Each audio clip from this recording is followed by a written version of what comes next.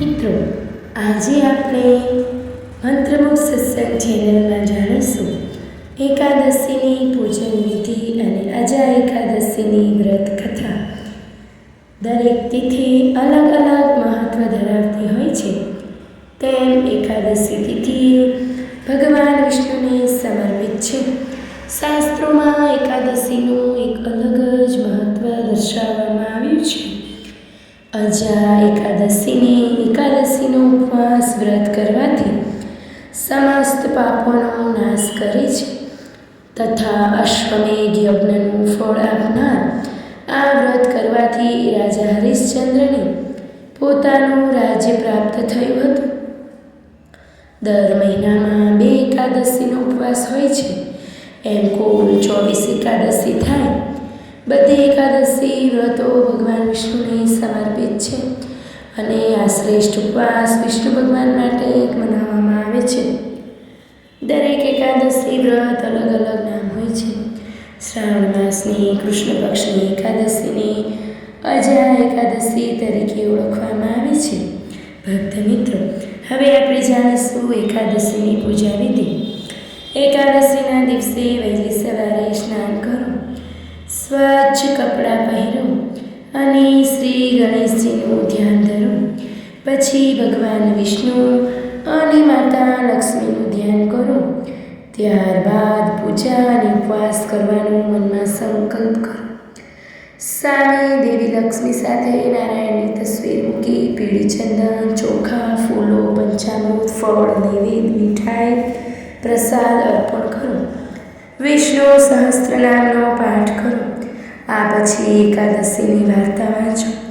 પછી નારાયણ અને માતા લક્ષ્મીની આરતી કરો. સવારે અને સાંજે આ જ રીતે પૂજન કરો. જાગરણ જરૂરથી કરો. દિવસભર તમારી ક્ષમતા પ્રમાણે ફળ, ઉપવાસ કે નિર્જળ વ્રત રાખો. બીજા દિવસે બ્રાહ્મણ કે જરૂરિયાતમંદને ખવડાવો અને ક્ષમતા મુજબ દાન દક્ષિણા આપો અને પછી તમારો ઉપવાસ તોડો. ઉપવાસ દરમિયાન ઓછું બોલો અને જૂઠું બોલશો નહીં. કોઈની નિંદા કરશો નહીં. દિવસભર ઈશ્વરનું વધુને વધુ ધ્યાન ધરો. ભજન કીર્તન કરો. બ્રહ્મચર્યનું પાલન કરો. ભક્ત મિત્રો, હવે આપણે જાણીશું અજા એકાદશીની વ્રત કથા. કુંતી પુત્ર યુધિષ્ઠિર બોલ્યા, હે જનાર્દન, હવે તમે મને કથા શ્રવણ માસની કૃષ્ણ પક્ષની એકાદશી વિશે બતાવો. આ એકાદશીનું નામ શું છે તથા તેની વિધિ શી છે તે વિસ્તારપૂર્વક જણાવો. શ્રી કૃષ્ણ બોલ્યા, હે રાજન, શ્રાવણ માસની કૃષ્ણ પક્ષની એકાદશીને અજા એકાદશી કહેવામાં આવી છે. આ વ્રત કરવાથી સમસ્ત પાપો નષ્ટ થાય છે. આ એકાદશીની કથા આ પ્રમાણે છે. પ્રાચીન સમયમાં રાજા હરિશ્ચંદ્ર નામનો ચક્રવર્તી રાજા રાજ્ય કરતો હતો. તેણે કેટલાક કર્મના પ્રભાવ હેઠળ તેના તમામ રાજ્ય અને સંપત્તિનો ત્યાગ કર્યો. તેમજ તેની પત્ની, પુત્ર અને પોતાને વેચી દીધા. રાજા ચાંડાળના ગુલામ તરીકે સત્ય પ્રહરીને મૃતકોના કપડાં સ્વીકારતો હતો, પરંતુ કોઈ પણ પરિસ્થિતિ તેની સત્ય બોલવાનું છોડતો નહીં. આમ રાજાને ઘણા વર્ષો વીતી ગયા. એક દિવસ રાજા ચિંતામાં બેઠો હતો. પછી ગૌતમ ઋષિ આવ્યા. રાજાએ તેમને જોયા, પછી નમ્યા અને તેમની બધી દુઃખદ કથા સંભળાવી. રાજા હરિશ્ચંદ્રને સાંભળ્યા પછી ગૌતમ ઋષિએ કહેવાનું શરૂ કર્યું કે, હે રાજન, તમારા નસીબથી આજની 7 દિવસ શ્રાવણ કૃષ્ણ પક્ષની અજા નામની એકાદશી આવશે. તમે તે ઉપવાસ સંપૂર્ણ નિશાન પદ્ધતિથી કરો. ઉપવાસની સદ્ગુણની અસરથી તમારા બધા પાપો નાશ પામશે. આમ રાજાને કહેતા ગૌતમ ઋષિ તે જ સમયે અંતર્ધ્યાન થઈ ગયા.